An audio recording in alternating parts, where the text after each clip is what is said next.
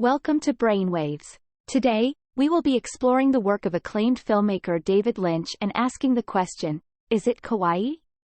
Known for his surreal and often disturbing imagery, Lynch has been labeled by some as the master of the weird.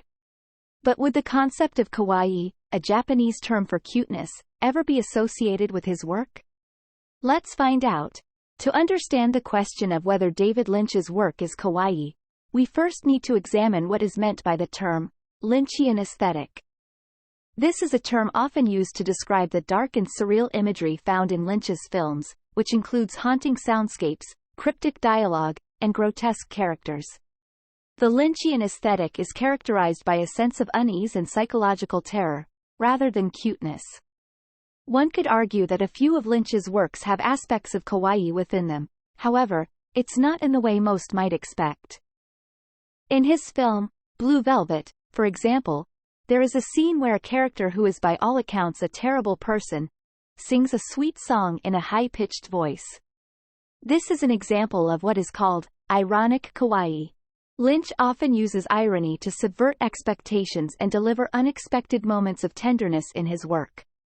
At its core, kawaii culture is about childlike innocence and simplicity. However, there is an element of darkness that can be found in it.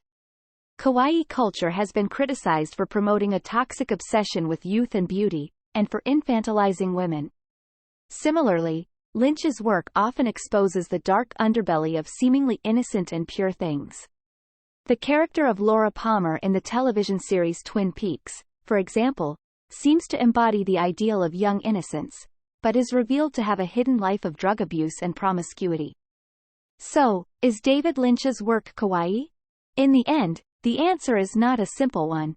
While there are elements of irony and darkness that could be associated with kawaii, Lynch's work is ultimately too complex and too enigmatic to be easily labeled as such. But that's part of what makes his work so intriguing. It defies simple categorization and forces us to confront the uncomfortable and the inexplicable. Thank you for joining us today. We'll see you next time on Brainwaves.